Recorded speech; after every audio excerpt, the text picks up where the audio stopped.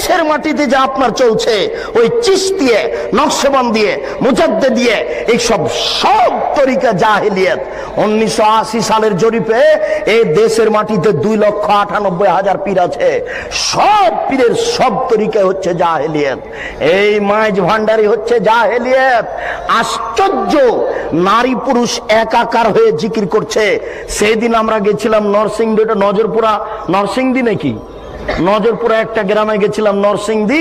তো আমরা নজরপুরা থেকে বক্তব্য দিয়ে আসলাম, পাশে গান বাজনা দিয়ে বাদ্যযন্ত্র দিয়ে নারীর বক্তব্য চলছে। নারীর বক্তব্য, নারী গাজাল করছে, বক্তব্য দিচ্ছে, বাদ্যযন্ত্র চলছে। আরে সংসদ ভবনের মমতাজ বেগম ডুবি তবলা দিয়ে জিকির করে। আশ্চর্য। আর কোরআন নাকি 30 পারা নয়, 90 পারা। 30 পারা হচ্ছে জাহেরি আর 60 পারা হচ্ছে বাতেনি। এরই নাম হচ্ছে ধর্মীয় জাহেলিয়াত। একে ঠেকাবে কে? এই জন্য আপনাকে বলি, এই হিফজখানা বন্ধ করতে হবে। যেখানে কোরআন হাদিস শিক্ষার ব্যবস্থা আছে সেখানে হিফজখানা খুলতে হবে। এই ছেলেটাকে আপনি কেন হাফেজ করলেন? এর বয়স হচ্ছে 16 বছর। মাথায় একটা উঁচু টুপি দিয়েছে, তার উপর একটা রুমাল দিয়ে মানুষের বাড়িতে মিলাদ করে বেড়াচ্ছে, কোরআন মাজিদ পড়ছে আর ভালো কিছু খাবার দিচ্ছে। 200 টাকা পকেটে দিয়েছে, একবারে খুশি হয়ে গেছে, চিৎকার করে আমার বাপের নামে দোয়া করে চলে আসলো। এ জাতির কি করতে পারে?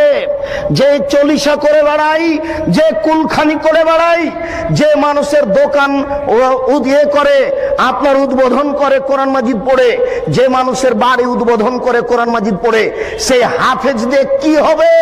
সেই হিফজখানা বন্ধ করতে হবে। এই সামাজিক জাহেলিয়াত, এই ধর্মীয় জাহেলিয়াতের জন্য এই 3 নম্বর শ্রেণীর ছেলে দেওয়া হবে না। একেবারে বলিষ্ঠ কণ্ঠের, একেবারে নির্ভীক সেনা, যার অন্তরে কোনো ভয় ভীতি থাকবে না, যার বিদ্যের সামনে পৃথিবীর কোনো বিদ্যা টিকবে না। জাকির নায়েকের মতো পৃথিবীর কোনো বিদ্যা তার সামনে টিকবে না, এবং নির্ভীক সেনা হবে। আমি মুসলিম চির রণবীর, মরণকে করি না ভয়, মরলে শহীদ বাঁচলে গাজী। এই কণ্ঠ নিয়ে যে মাঠে নামবে, সেই জাতির উপকার করতে পারে, সেই এই সামাজিক কুসংস্কার বন্ধ করতে পারে, সেই এই ধর্মীয় কুসংস্কার বন্ধ করতে পারে। তাছাড়া এই সব হাফেজ দিয়ে কাজ হবে না। এ তো মানুষের দোকান উদ্বোধন করে, এ তো মানুষের বাড়ি উদ্বোধন করে। এর দ্বারা শরীয়তের কি আশা করা যেতে পারে? শুনুন, ওই পশ্চিম দিকে গাধাতে ইট বহে। গাধাতে কি বহে? ইট বহে। ভ্যান যেখানে যেতে পারে না, গাধা সেখানে যেতে পারে। অনেকগুলি ইট আপনি গাধার উপরে চাপিয়ে দিয়েছে, এরপরে যেখানে নামাতে হবে সেখানে গাধা চলে গেল। এবার আপনি কি করেছেন? আপনি বইয়ের দোকানদার, অনেকগুলি কোরআন মাজিদ তার উপরে তুলে দিয়েছেন। ও চলে গেল আপনার কোরআনের দোকানে। তো গাধা কি জানতে পারলো যে এখন কোরআন না ইট?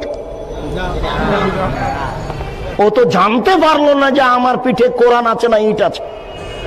তো যেই ব্যক্তি শুধু কোরআন মুখস্থ করলো, দাওয়াত খেয়ে বেড়ালো, এ তো বুঝতে পারলো না যে কোরআন। এই কোরআনের ভিতরে আছে জাল হক এসেছে সত্য, ওয়াজাহাকাল বাতিল চলে গেছে মিথ্যে, ইন্নাল বাতিলা নিশ্চয় মিথ্যে, কানা জাউকা। এই দেশের জাহেলিয়াতকে লাথি মেরে ডুবিয়ে দিতে চাই, এই দেশের অন্যায়কে যে কোনো মূল্যে উৎখাত করতে চাই। আল্লাহ, তুমি বড় দয়াবান, তুমি বড় রহমান, তুমি বড় ক্ষমাশীল, তুমি বড় শক্তিশালী। তোমার শক্তির দরবারে আশাধারী হয়ে বলছি, আমি বন্ধা হলে কি হবে? আমার স্ত্রী বন্ধা হলে কি হবে? আমার বয়স 80 হয়েছে, তাতে কি হবে? আমার স্ত্রী বন্ধা হলে কি হবে? এমন একটি ছেলে তুমি দান করো, যেই ছেলে এরকম বিদ্যা অর্জন করবে এবং যে কোনো অন্যায়ের বিরুদ্ধে লড়ে পড়বে, জেল সুলি ফাঁসির 5 পয়সা দাম দিবে না। এরকম ছেলে একটা তোমার দরবারে দাবি রেখে সামনে